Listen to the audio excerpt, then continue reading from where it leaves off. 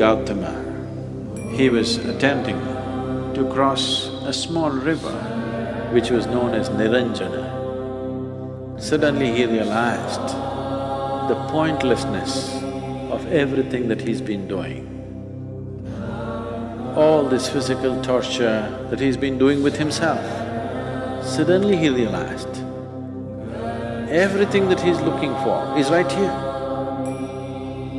He's been desperately trying to go towards truth. Suddenly he realized there is no going towards truth. If you just open up, it's right here.